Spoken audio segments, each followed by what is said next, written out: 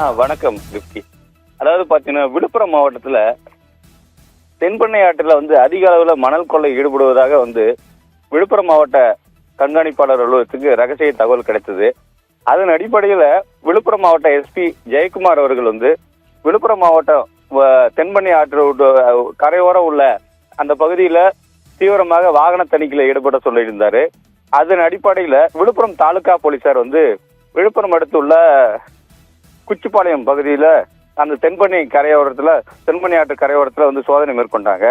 அப்பொழுது பாத்தீங்கன்னா கடந்த மாதம் 4ஆம் தேதி தென்பெண்ணை ஆற்றிலிருந்து அசோக் லைலாண்ட் தோஸ்த் வண்டி, அதாவது பெரிய பிக்கப் வண்டின்னு சொல்லுவாங்க, அந்த வண்டியில மணல் கடத்தல் ஈடுபடுவதாக தெரிய வந்தது. அடுத்து அங்க விழுப்புரம் தாலுகா காவல் நிலைய போலீசார் அங்க சென்று அங்க ஒரு குற்றவாளியை கைது செய்ய முற்பட்டுறாங்க.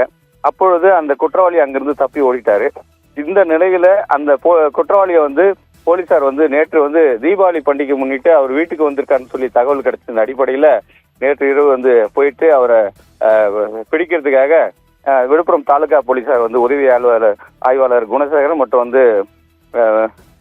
மற்றொரு காவலரும் அவங்க போயிட்டு அவங்க வீட்டுக்கு போய் பண்ணும்போது அந்த குற்றவாளி பாத்தீங்கன்னா அவர் சுதாகரை தாக்கிட்டு உடனே கைது செய்ய முற்படும்போது, அந்த சுதாகர் தான் குற்றவாளி, அவர் கைது செய்ய முற்படும் போது உதவியாளர் அவரை தாக்கிட்டு குணசேகரனை அவர் அங்கிருந்து தப்ப முயற்சி பண்றாரு. அதாவது பாத்தீங்கன்னா வீட்டுல இருந்த ஸ்க்ரூ டிரைவர், அந்த ஸ்க்ரூ டிரைவர் மூலமா இவர் கழுத்துல குத்தி இவர் ரத்த வெள்ளத்துல படுகாயமடைந்த உடனே அவர் அங்கிருந்து தப்பி ஓடிடுறாரு.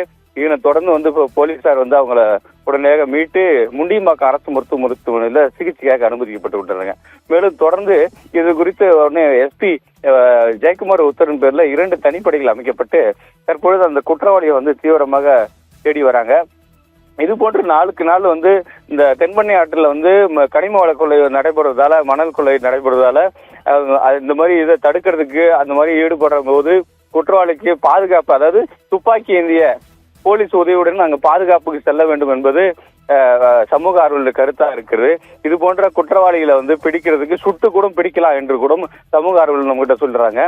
இது மேலும் இவங்களை துப்பாக்கி ஏந்திய போலீசார் பாதுகாப்புடன் தான் அந்த மணக்கொள்ளை கும்பல்ல நம்ம சென்றா மட்டும்தான் போலீஸுக்கு பாதுகாப்பு இருக்கும். ஏன்னு சொன்னா தமிழகம் முழுவதும் பல்வேறு இடங்கள்ல பாத்தீங்கன்னா மணல் மற்றும் மற்ற மதுரை மாவட்டத்துல அந்த போன்ற இடங்கள்ல பாத்தீங்கன்னா கல்குவாரிகளை போலீசார் தாக்கி லாரியை வச்சு ஏற்றி கொலை பண்ற முயற்சியில் ஈடுபடுறாங்க.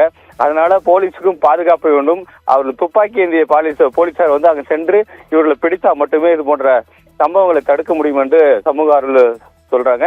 மேலும் இது குறித்து மாவட்ட எஸ்பி 2 தனிப்படைகள் அமைத்து தற்போது அந்த குற்றவாளியை தீவிரமாக தேடி வர்றதுக்கான முயற்சியில் ஈடுபட்டு வராங்க.